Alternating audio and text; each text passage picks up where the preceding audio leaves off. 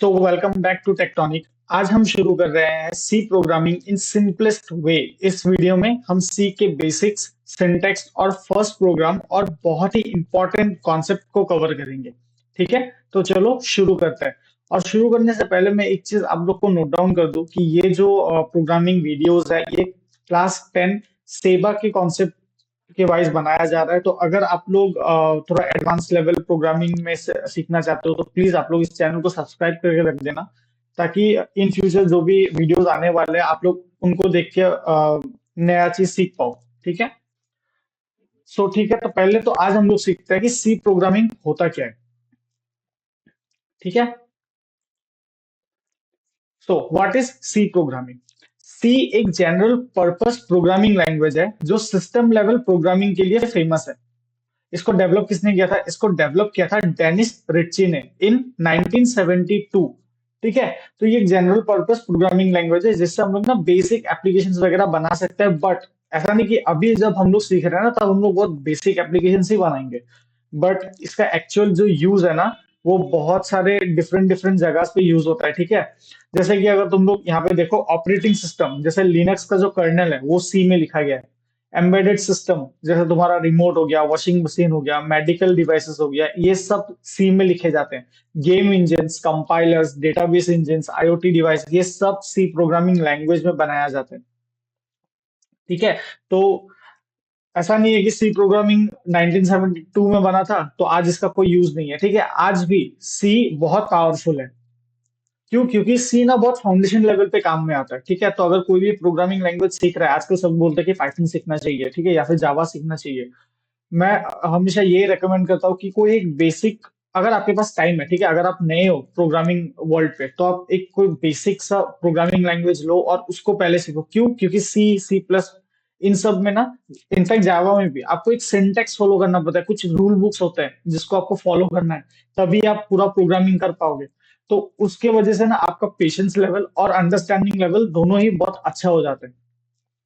ठीक है, तो अभी तो हम लोग ने ये समझ लिया कि एक जनरल पर्पस प्रोग्रामिंग लैंग्वेज है। अभी अगर ये लैंग्वेज है मतलब इसका भी लिखने का कुछ पैटर्न होगा, राइट, जिसको हम लोग प्रोग्रामिंग के लैंग्वेज में सिंटेक्स या फिर स्ट्रक्चर भी बोलते हैं। तो लेट्स से इसका स्ट्रक्चर कैसा है। तो इसका स्ट्रक्चर कुछ इस तरीके से लिखा जाता है। देखो, पहला आता है हैशटैग इंक्लूड stdio.h, उसके बाद आता है int main and then curly bracket open, और उसके बाद हम लोग लिखते हैं जो भी हम लोग को कोड करना है। ठीक है, जो भी हम लोग को इंस्ट्रक्शन देना है वो हम लोग यहाँ पे लिखेंगे। एकदम लास्ट में हम लोग लिखते हैं return zero and then bracket close. Okay, थोड़ा थोड़ा समझ में आ रहा है, बट ये सब है क्या, राइट? हैशटैग इंक्लूड stdio.h, ये जो लाइन है, ठीक है, हैशटैग इंक्लूड मतलब इंक्लूड करो stdio.h फाइल को।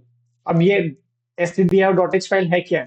ये है एक हेडर फाइल जिसमें इनपुट आउटपुट फंक्शन स्टोर्ड होते हैं।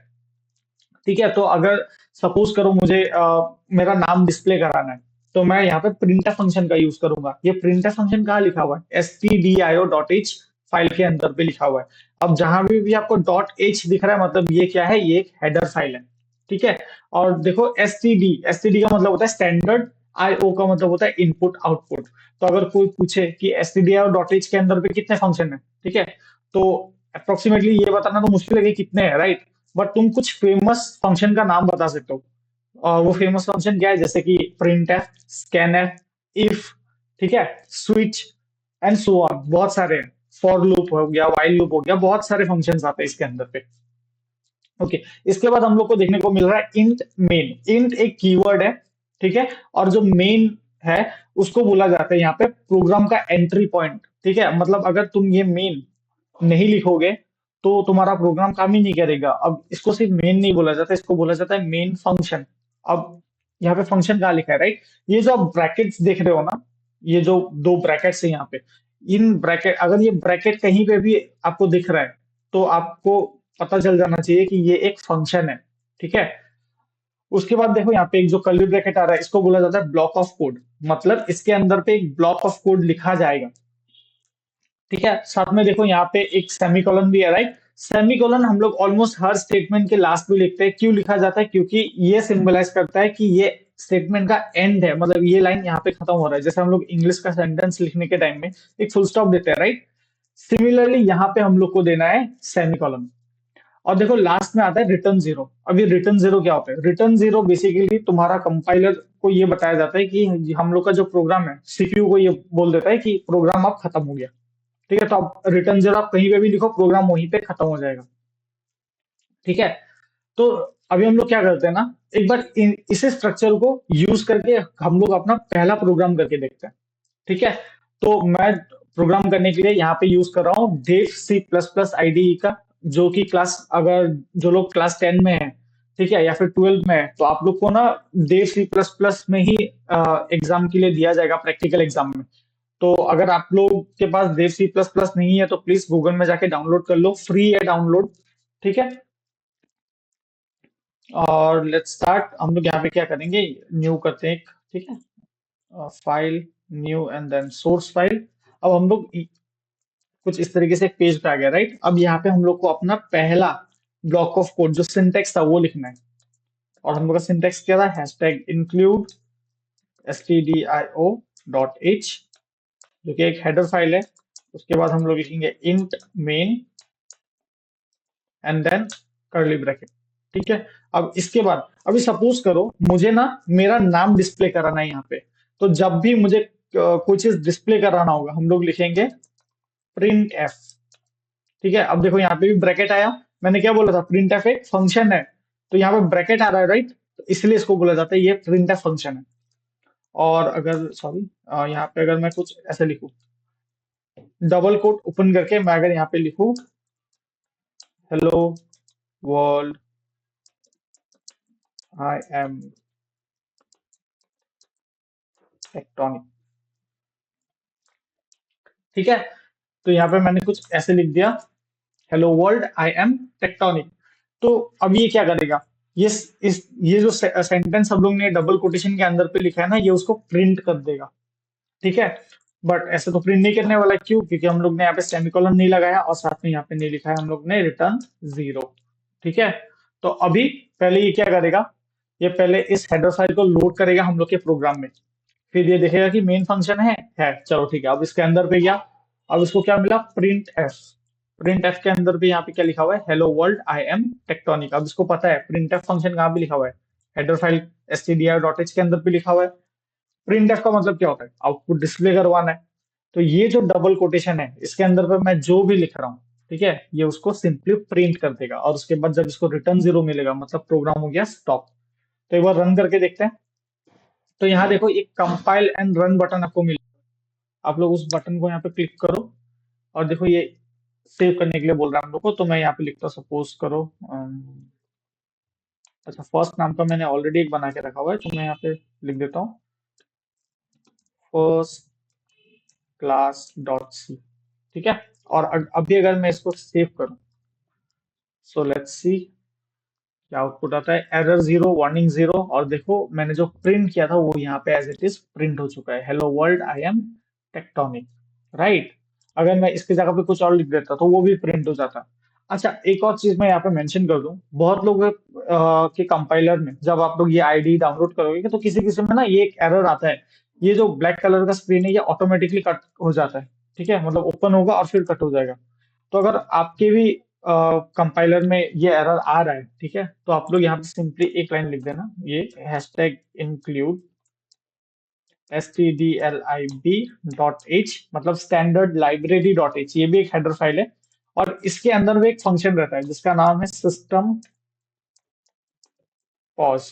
अब बस इस लाइन को यहाँ पे लिख देना लास्ट में, ठीक है, रिटर्न जीरो के ऊपर में आप ये लाइन लिख देना कि सिस्टम पॉज, मतलब पॉज करके रखो।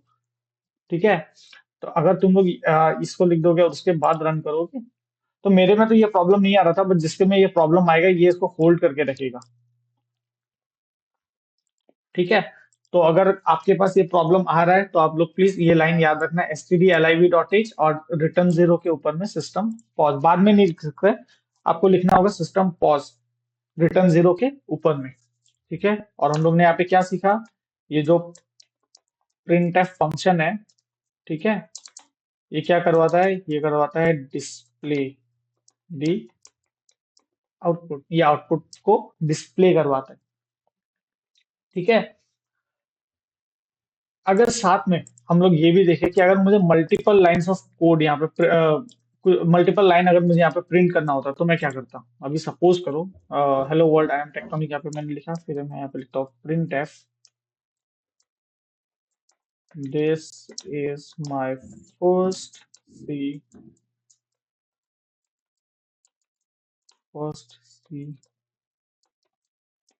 Programme I am learning this from Tectonic channel. ठीक है, अब मैंने कुछ इस तरीके से इसको लिख दिया। तो फर्स्ट लाइन में इसको प्रिंट करना होगा hello world I am Tectonic, और उसके बाद this is my first C program and I am learning this from Tectonic channel. अब मैं इसको रन करता हूँ, लेट्स सी कैसा आउटपुट आ रहा है। ओके, तो यहाँ पे देखो इसने क्या किया, एक ही लाइन में जो भी मैंने लिखा था सबको प्रिंट कर दिया, right? The hello world I am Tectonic this is my first C program and I am learning this from Tectonic channel, right? But ऐसा अगर कुछ सही नहीं लग रहा है, राइट? अगर ऐसा होता है hello world I am Tectonic और उसके बाद ये जो लाइन है, ये अगर दूसरे लाइन पे आता, तो अगर तुमको वैसा आउटपुट चाहिए तो आपको बस सिंपली लिखना है स्लैश एन। स्लैश एन का मतलब होता है न्यू लाइन। तो अभी अगर मैं इसको रन करूं तो देखना यहाँ पे जो अब लाइन आ रहा है वो दूसरे लाइन पे आ रहा है। ठीक है, तो याद रखना स्लैश एन का मतलब होता है न्यू लाइन। सिमिलरली अगर मैं यहाँ पे स्लैश टी लिखता तो इसका मतलब होता है टैब, मतलब थोड़ा सा एक गैप प्रोड्यूस करेगा। देखना अब देखो इसके बीच में गैप आ रहा है, राइट? ये आ रहा है स्लैश टी के वजह से, और स्लैश एन से क्या आता है, न्यू लाइन। ठीक है, ये तो हो गया हम लोग के एक बेसिक फंक्शन की कैसे हम लोग को सिर्फ डिस्प्ले करवाना होगा। अगर हम लोग को यूजर का इनपुट लेना है तब, तो जब भी यूजर का इनपुट लेना होता है ना, तब बेसिकली हम लोग को एक चीज जानना बहुत जरूरी है, जिसका एक कॉन्सेप्ट होता है जिसका नाम होता है वेरिएबल्स। ठीक है, वेरिएबल्स क्या करता है, वेरिएबल्स हम लोग को स्टोर करता है, स्टोर दी यूजर इनपुट। ठीक है, तो बेसिकली कोई भी प्रोग्रामिंग लैंग्वेज में ना उनका अपना मेमोरी स्पेस नहीं होता है, राइट? तो अगर तो यूजर कोई डेटा दे रहा है तो उसको होल्ड करने के लिए, उसको स्टोर करने के लिए उसको कुछ चाहिए, कुछ कंटेनर चाहिए। तो variable acts as a container to store the user input. ठीक है, तो वेरिएबल एक ऐसा कंटेनर बन जाता है जिसमें हम लोग कोई भी डेटा को स्टोर कर सकते हैं। अब अगर हम लोग ने वेरिएबल सीख लिया तो हम लोग को एक और चीज जानना पड़ेगा जिसका नाम होता है डेटा टाइप। ठीक है, डेटा टाइप हम लोग को स्पेसिफाई करता है। ठीक है, डेटा डेटा टाइप हम लोग को हमेशा स्पेसिफाई करेगा कि किस तरीके का डेटा एक वेरिएबल स्टोर कर रहा है। Data type specify what kind of data a variable is going to store।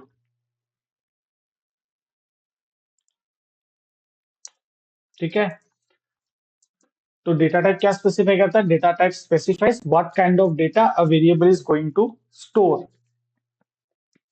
ठीक है, अब इसी के अंदर पे ना बहुत सारे डेटा टाइप्स आते हैं, जैसे कि इंट। इंट का मतलब होता है इंटीजर। सिमिलरली आता है कैर। कैर का मतलब होता है कैरेक्टर्स। ठीक है, मैं इसको यहाँ पे लिख देता हूँ कैरेक्टर। फ्लोट आता है। फ्लोट का मतलब होता है decimal values.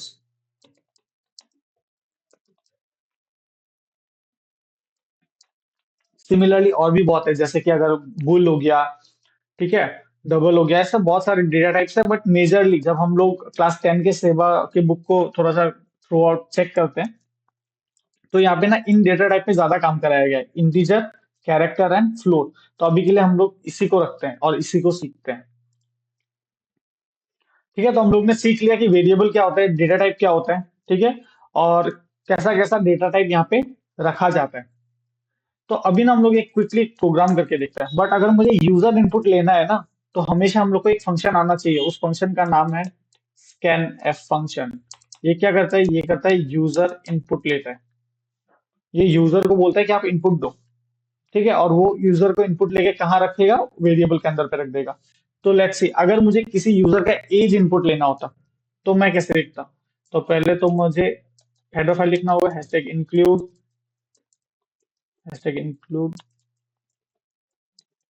stdio.h int main और फिर ये कर्ली ब्रैकेट। इसके बाद मुझे वेरिएबल को डिक्लेयर करना होगा, तो मैं लिखूंगा इंट और साथ में लिखूंगा एज।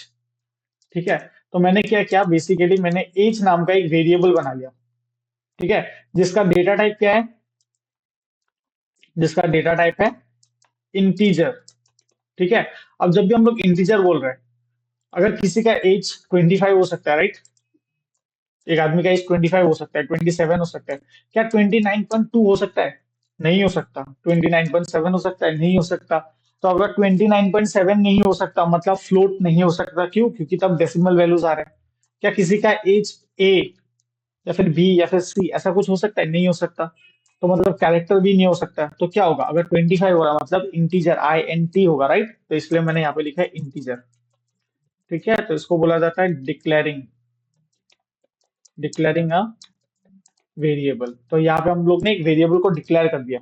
अब मुझे यूजर को बताना होगा, राइट, कि आप प्लीज आके अपना एज एंटर करो। तो मैं लिखूंगा एंटर योर एज। ठीक है, और ये जो मैंने कॉलम दिया है ना, ये मैंडेटरी नहीं है कि तुम लोग को भी देना है, और देख लो अपने हिसाब से दे सकते हो। क्यों? क्योंकि प्रिंट एफ के अंदर पे मैं जो भी लिखूंगा वो एज इट इज प्रिंट होने वाला है, राइट। तो अगर मैं ऐसे ना लिख के कुछ ऐसे लिख देता, तो ये इसको एज इट इज प्रिंट कर देगा। ठीक है, तो अभी के लिए मैं यूजर को पूछता हूँ कि एंटर योर एज, और फिर अब मुझे इनपुट लेना है, राइट, तो मैं लिखूंगा स्कैन एफ, स्कैन एफ, और इसके अंदर पे लिखूंगा मॉड्यूलस डी। मॉड्यूलस डी होता है एक फॉर्मेट स्पेसिफायर। ठीक है, अब फॉर्मेट स्पेसिफायर जो कि बताता है कि मॉड्यूलस डी का मतलब होता है इंटीजर, कि यहाँ पे इंटीजर वैल्यूज आने वाले हैं। ठीक है, अब मुझे यहाँ पे डेटा को स्टोर करना होगा, तो मैं डेटा को स्टोर करने के लिए हम लोग ने वेरिएबल बनाया था, राइट। तो मुझे लिखना होगा and age. And basically hold करता है एड्रेस। एड्रेस किसका एड्रेस? एज का एड्रेस। ठीक है, तो जब भी हम लोग एज एक वेरिएबल बनाया इसने, रैम के अंदर में ना एक मेमोरी स्टैक होता है। ठीक है, तो उस मेमोरी स्टैक में जाके इसने एज वेरिएबल को स्टोर किया था। तब उस एड्रेस को ये खींच के ला रहा है एंड ऑपरेटर। अब मैंने ये लिख दिया। अब सपोज करो यूजर ने दे दिया, अब मुझे शो भी तो करना होगा, राइट। सो मैं यहाँ पे ऐसे लिखूंगा your age is modulus d slash n. अब your age is modulus d फिर से फॉर्मेट स्पेसिफायर, तो ये बताएगा कि यहाँ पे इंटीजर वैल्यू आने वाले, बट आएगा कहाँ से? आएगा एज से। ठीक है, मैं यहाँ पे एंड क्यों नहीं लिख रहा हूँ? क्योंकि मुझे एड्रेस को प्रिंट नहीं करना है, मुझे डेटा को प्रिंट करना है। तो अगर आपको डेटा प्रिंट करना है तो आप सिंपली वेरिएबल का नाम लिखना, और अगर आपको डेटा इनपुट लेना है तो उस वेरिएबल के आगे आपको एंड ऑपरेटर लगाना जरूरी है। ठीक है, बहुत लोग नहीं लगाता है, फिर उनका मार्क्स कट जाता है। तो प्लीज आप लोग इस चीज पे ध्यान देना। तो मैंने ये लिख लिया। अब हम लोग इसको रिटर्न 0 करके रन करके देखते हैं कि क्या होता है। Let's see. और मैं इसको नाम देता हूँ user input dot C. Okay, तो देखो यहाँ पे इसने मुझे पूछ रहा है, ये मुझे पूछ रहा है, राइट, एंटर योर एज। तो अभी अगर मैं यहाँ पे लिखूँ सपोज करो 26, एंड देन मैं अगर एंटर करूँ, तो ये मुझे क्या दे रहा है? Your age is 26। कहाँ से आया ये, राइट? देखो, enter your age, enter your age मैंने 26 दिया। कहाँ दिया? स्कैन एफ के अंदर पे दिया। ठीक है, और उसके बाद your age is 26, your age is modulus D. यहाँ पे इसने एज में क्या था? 26 था, तो इसने यहाँ पे इसको एड शो कर दिया, डिस्प्ले करा दिया। ठीक है, सिमिलरली अगर मुझे कोई फ्लोट वैल्यू लेना होता है, तो अगर मैं पूछूं, सपोज करो यहाँ पे मैं डिक्लेयर करता हूँ फ्लोट, सपोज करो वेरिएबल का नाम मैं अभी के लिए देता हूँ एक्स। ठीक है, और यहाँ पे देता हूँ इक्वल्स टू 15.7। और अभी अगर मुझे इस फ्लोट वैल्यू को प्रिंट कराना होता है, ठीक है, तो मैं इसको यहाँ पे कट करता हूँ और यहाँ पे पेस्ट कर देता हूँ। ठीक है, ओके। और अभी अगर मुझे इस फ्लोट वैल्यू को प्रिंट कराना होता है, तो मैं कैसे करता हूँ? मैं यहाँ पे लिखता हूँ प्रिंट एफ, ओह सॉरी, 15। अच्छा हाँ, अब या तो इनपुट भी ले सकते हो या तो फिक्स भी करा सकते हो। ठीक है, तो मैंने यहाँ पे मैं अभी के लिए इसको फिक्स ही करा देता हूँ 15.7। ठीक है, और प्रिंट एफ मैं यहाँ पे डिस्प्ले कराऊंगा। तो डिस्प्ले कराने के लिए मैं यहाँ पे लिखूंगा value of x is modulus. अब ये फ्लोट वैल्यू है तो यहाँ पे आएगा एफ। और ये कौन से वेरिएबल पे था, ये था एक्स नाम के वेरिएबल पे। तो अभी अगर मैं इसको रन करूँ, पहले तो ये मुझे एंटर और एज पूछेगा, मैं दे देता हूँ। एंड देन देखो इसने वैल्यू ऑफ एक्स भी प्रिंट किया 15.70000, राइट। तो इसने बेसिकली इस वैल्यू को प्रिंट कर दिया। अब आपको एक डाउट आएगा कि सर यहाँ पे 15.7 तो ठीक है, बट ये 0000 क्यों आ रहा है? तो बेसिकली ये एक साइंटिफिक डेसिमल वैल्यू है, राइट। तो अगर आपको यहाँ पे लिमिट लगाना है तो आप लोग यहाँ पे कुछ ऐसे लिख सकते हो, 2f। और अभी अगर मैं इसको रन करूं, तो पहले तो मुझे एच देना होगा कि क्या ये कंपाइल नहीं हुआ। लेट्स सी, एक बार मैं फिर से इसको ये कर देता हूँ।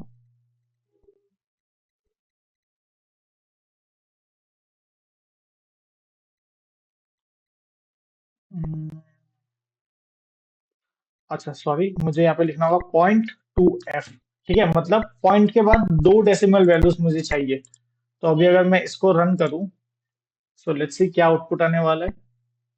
और मैं यहाँ पे 25 दे देता हूँ, देखो 15.70 आया, राइट। अगर इसी की जगह पे मैं 0.1 लिख देता और तब अगर मैं इसको रन करता हूँ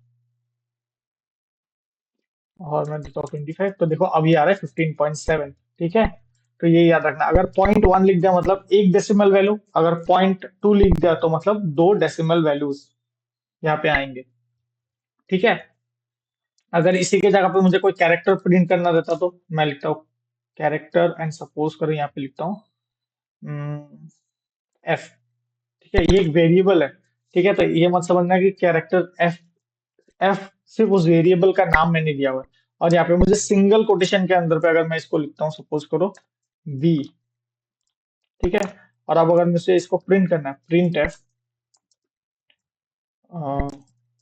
value of F equals to modulus. अब यहाँ पे कैरेक्टर आने वाला है, राइट, तो मैं लिखूंगा सी, और यहाँ पे स्लैश एन लगा देता हूँ क्योंकि नहीं तो ये न्यू लाइन में प्रिंट नहीं होगा। स्लैश एन, और उसके बाद मैं देखता हूँ यहाँ पे कहाँ से मुझे डेटा फेच करना था, मुझे करना था एफ से। तो मैं यहाँ पे लिखूंगा F and then let's run. अच्छा, मैं उससे पहले ना ये जो एज वाला कोड था मैं इसको कमेंट आउट कर देता हूँ। ठीक है, तो यहाँ पे अगर आपको मल्टीपल लाइंस कमेंट करने हैं तो आप कुछ ऐसे लिख सकते हो, फॉरवर्ड स्लैश स्टार, देन एक और स्टार, और उसके बाद फॉरवर्ड स्लैश। और अब हम लोग इसको रन करके देखते हैं। देखो value of X F is equals to B. ठीक है, तो अगर कैरेक्टर प्रिंट करना है तब आपको मॉड्यूलस सी लिखना होगा। अब आपके लिए एक टास्क ये रहेगा कि आप लोग यूजर से इनपुट लो। ठीक है, काम तो सेम ही करना है बट यूजर से इनपुट लेना है। तो अगर आप एक बार करके देखो, अगर फिर भी डाउट आ रहा है तो प्लीज कमेंट सेक्शन में बता देना, ताकि मैं दूसरे जब भी वीडियो लेके आऊँ तो वहां पे उन टॉपिक्स को कवर कर पाऊँ। साथ में अभी हम लोग को ना कुछ चीज जानना बहुत जरूरी है। यहीं पे कुछ टर्म्स आते हैं, जैसे कीवर्ड्स क्या होता है, ठीक है, आइडेंटिफायर्स किसको बोला जाता है, तो उन चीज को जानना बहुत जरूरी है। तो लेट्स सी कि क्या बोला जाता है। ठीक है, तो पहले तो हम लोग समझते हैं कि टोकन किसको बोला जाता है। Tokens are the smallest unit unit of a program. ठीक है, तो सी में ना कुछ टोकन्स रहते हैं। उन्हीं टोकन का टाइप होता है, जैसे कीवर्ड्स हो गए, आइडेंटिफायर्स हो गए, कांस्टेंट हो गए, लिटरल्स हो गए, ऑपरेटर्स हो गए, स्ट्रिंग्स, स्पेशल सिंबल्स, इन सबको टोकन बोला जाता है। ठीक है, अगर मैं A B C D type कर रहा हूँ वो टोकन है। अगर मैं इंट टाइप कर रहा हूँ तो वो टोकन है यहाँ पे। ठीक है, बट किस टाइप का टोकन है तो वो आपको जानना जरूरी है। अगर इसी के टाइप में मैं जाऊं तो कीवर्ड्स को जानना हम लोग के लिए जरूरी हो जाता है, राइट। कीवर्ड्स किसको बोला जाता है? कीवर्ड्स है एक रिजर्व वर्ड, ठीक है, जिनका एक फिक्स मीनिंग है। जैसे कि अगर मैंने जब बोला इंट, इंट का मतलब क्या है? इंटीजर। कैर, तो कैर का मतलब क्या है? कैरेक्टर। अगर सिमिलरली मैं बोलूँ फ्लोट, फ्लोट का मतलब है डेसिमल वैल्यूज। ठीक है, और बाकी के टर्म में मैं नहीं जाऊंगा, क्यों? क्योंकि अभी तक हम लोग ने सीखा नहीं है कि इफ क्या होता है, एल्स क्या होता है, वाइल क्या होता है, राइट। तो अगर इन्हीं तीनों को मैं स्पेसिफिकली देखूं तो आप लोग देखो कि इनका एक फिक्स मीनिंग है। जब मैं आई एन टी लिख रहा हूँ मतलब वो इंटीजर ही है। जब मैं सी एच ए आर कैर लिख रहा हूँ मतलब वो कैरेक्टर है, राइट। तो टोटल ना यहाँ पे अप्रोक्सीमेटली 32 कीवर्ड्स होते हैं इन सी प्रोग्राम। तो पूरे 32 याद रखने की कोई जरूरत नहीं है। अगर आपको कल एक्सटर्नल पूछे, ठीक है, कि कोई दो कीवर्ड्स का नाम बताओ, तो आप सिंपली बोल सकते हो इंट एंड कैर। इंट का मतलब इंटीजर, कैर का मतलब होता है कैरेक्टर। और टोकन्स क्या होता है? टोकन कीवर्ड फिर टोकन के अंदर पे आता है, ठीक है। टोकन का एक टाइप होता है keyword. Tokens are the smallest unit of a program. अब इसी के बाद हम लोग समझते हैं यहाँ पे आइडेंटिफायर्स। आइडेंटिफायर्स जो यूजर का दिया हुआ नाम है, अब जो इंट था या फिर तुम्हारा कैरेक्टर था, इनको ना हम यूज कर सकते हैं सिर्फ उनके फिक्स मीनिंग को यूज करने के लिए, ठीक है। बट उनका हम लोग मीनिंग चेंज नहीं कर सकते। बट अभी अगर सिमिलरली जब मैंने एज वाला इनपुट लिया था तो मैंने कुछ ऐसे लिखा था, राइट, इंट एज। तो वो जो एज था ना वो था आइडेंटिफायर। क्यों? क्योंकि वो नाम मैंने दिया था, ठीक है। अगर कल को आप एक वेरिएबल बना रहे हो इंट राघव, ठीक है, तो वो जो राघव नाम आ गया वो हो गया तुम्हारा आइडेंटिफायर, ठीक है। सिमिलरली यहाँ पे उसके बाद आता है लिटरल्स। लिटरल्स को हम लोग कांस्टेंट वैल्यू भी बोलते हैं। क्यों? क्योंकि उनका वैल्यू जो रहता है वो फिक्स रहेगा और वो जब प्रोग्राम रन हो रहे हैं तब उनका वैल्यू चेंज नहीं हो सकता, ठीक है। तो यहाँ पे ऑलरेडी चार टाइप्स ऑफ लिटरल्स एक्सप्लेन किया गया है। पहला होता है इंटीजर लिटरल, जैसे कि 10, 9, 5 वगैरह वगैरह। उसके बाद आता है फ्लोट लिटरल, मतलब 3.14, जैसे एक पाई का वैल्यू हो गया, राइट। 0.001, ये सब एक फ्लोट लिटरल्स में आते हैं। जैसे character literal, A B C D, ये सब कैरेक्टर लिटरल्स में आएंगे। और सिमिलरली अगर सपोज करो हेलो एक पूरा स्ट्रिंग है, मतलब एक सीरीज ऑफ स्ट्रिंग्स, कैरेक्टर्स को बोला जाता है स्ट्रिंग। जब एक साथ बहुत सारे कैरेक्टर्स मिलके एक वर्ड बनता है उसको बोला जाएगा स्ट्रिंग। जैसे कि अगर सपोज करो किसी का नाम है राघव, राइट, तो राघव वहां पे कैरेक्टर क्या है? RAG, right. तो सिमिलरली जब उन सबको एक साथ मिलाया गया उनको बोला जाता है स्ट्रिंग, और यहाँ पे इसको बोला जाता है स्ट्रिंग लिटरल, ठीक है। तो ये सारे ना रिजर्व वर्ड्स हैं, ठीक है। तो आई होप यहाँ तक तो आप लोग को समझ में आया है। साथ में ना यहाँ पे हम लोग कुछ ऑपरेशंस परफॉर्म कर सकते हैं जिनको हम लोग अरिथमेटिक ऑपरेशंस भी बोलते हैं, ठीक है।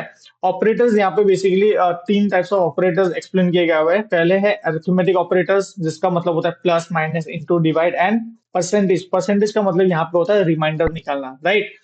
उसके बाद आता है relational operator. Relational operators are use for comparison, जहाँ पे आपको किसी दो वैल्यूज को कंपेयर करना है, जैसे greater than, less than, greater than equals to, less than equals to. इन सबको हम लोग प्रैक्टिकली करके देखेंगे। ऐसा नहीं कि मैं सिर्फ थियोरेटिकल कॉन्सेप्ट आपको दूंगा, मैं प्रैक्टिकली भी आप लोग को करा के दिखाऊंगा।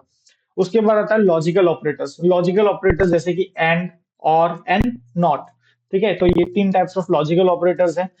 अभी के लिए हम लोग ना एक क्विकली अरिथमेटिक ऑपरेटर वाला पार्ट देख लेते हैं। बट जो रिलेशनल ऑपरेटर्स या फिर लॉजिकल ऑपरेटर है ये हम लोग सीखेंगे जब हम लोग इफ एल्स सीख लेंगे। क्यों? क्योंकि कंडीशनल ऑपरेटर्स के साथ हम लोग ये रिलेशनल एंड लॉजिकल ऑपरेटर्स को यूज कर पाएंगे, ठीक है। तो मैं डायरेक्टली आप लोग को यहाँ पे रिलेशनल एंड लॉजिकल नहीं सिखाने वाला। अभी फिलहाल के लिए हम लोग अरिथमेटिक ऑपरेटर्स को देखते हैं।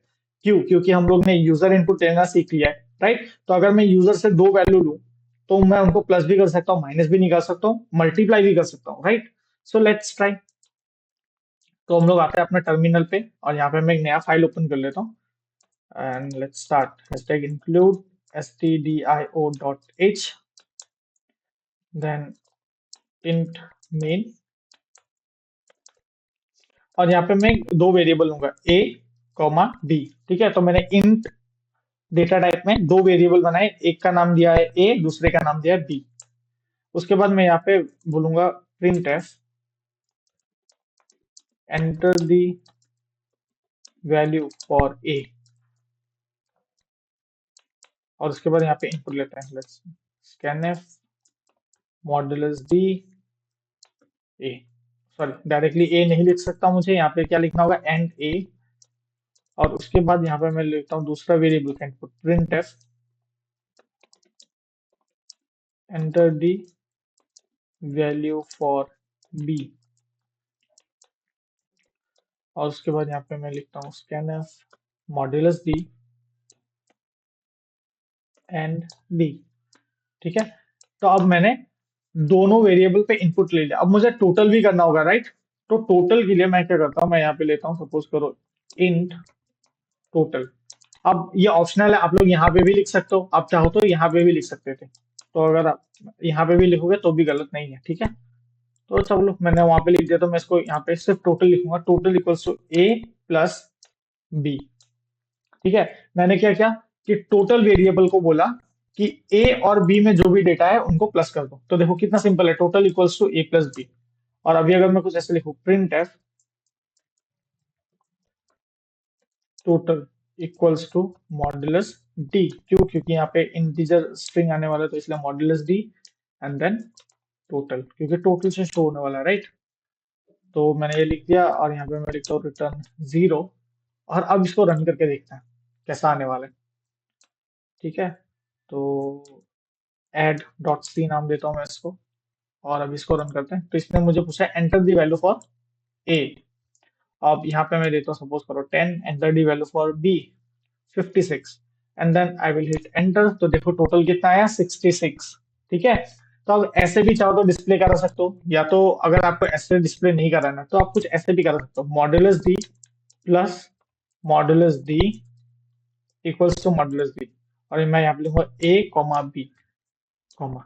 तो ये जो पहला मॉड्यूलस डी है उस पे आएगा ए का वैल्यू, जो दूसरा मॉड्यूलस डी है उस पे आएगा बी का वैल्यू, और जो तीसरा मॉड्यूलस डी था उस पे जाएगा लास्ट थर्ड वाला वैल्यू, मतलब टोटल वैल्यू। तो अभी देखते हैं इसका आउटपुट कैसे आ रहा है। तो अभी अगर सपोज करो मैं देता हूँ 20 + 87। ठीक है, अब मैं इसको थोड़ा सा जूम इन कर देता हूँ और एंटर करता हूँ। तो देखो 20 + 87 इक्वल्स टू 107। तो देखो कितना इजी हो जाता है अगर आप लोग कॉन्सेप्ट को समझो। ठीक है, तो पहला जो मॉड्यूलस दिया था उसने ए का वैल्यू दिया, ए का वैल्यू हम लोग ने क्या दिया था यहाँ पे इनपुट, ए का वैल्यू मैंने दिया था 20। सिमिलरली दूसरा जो मॉड्यूलस दिया था उस पे क्या था, बी का वैल्यू, बी में मैंने क्या दिया था 87। उसके बाद जब टोटल हुआ, टोटल इक्वल्स टू मतलब 20 + 87 इक्वल्स टू 107, राइट। तो इसने टोटल पे 107 को स्टोर करके रखा था। तो थर्ड जो वैल्यू था उस पे इसने टोटल को शो कर दिया, तो 107।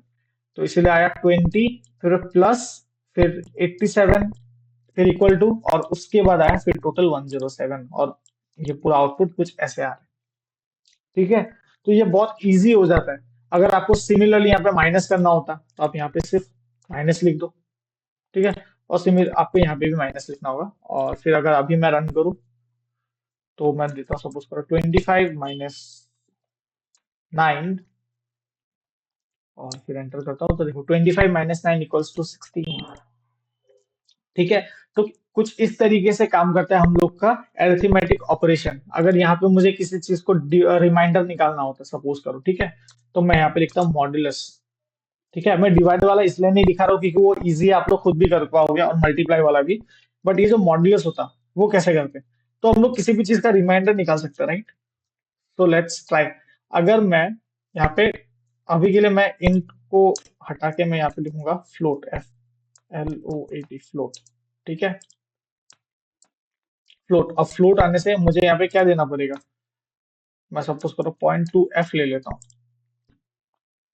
और हाँ, और फिर यहाँ पे मैं देखता हूँ A/B, और उसके बाद जो भी आएगा वो रिमाइंडर बचेगा। नहीं सॉरी, यहाँ पे मैं मॉड्यूलस ही वाला देता हूँ। तो अभी मैंने इसको कुछ ऐसे लिखा। ठीक है, तो अभी अगर मैं इसको रन करूँ एंड सपोज करूँ मैं देता हूँ 5 नहीं 15 / 5, तो रिमाइंडर कितना आ रहा है 0.0। क्यों? क्योंकि पूरा डिलीट डिवाइड हो गया, राइट। 5 × 3 = 15, तो रिमाइंडर तो कुछ बचा ही नहीं। बट क्या होता अगर मैं इसको कुछ ऐसे लिखता, 5 / 2, राइट। अच्छा, यहाँ पे कुछ एक एरर आ रहा है, लेट्स सी। मॉड्यूलस डी को ये रीड नहीं कर पा रहा, तो 5 आया कि, अच्छा अभी के लिए मैं इसको कुछ ऐसे लिख देता हूँ टोटल, क्योंकि नहीं तो ये वीडियो फिर ज्यादा लंबा हो जाएगा।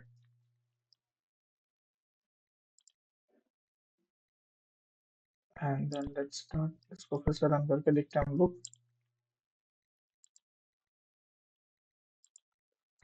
5 2, फिर भी 0 आ रहा है।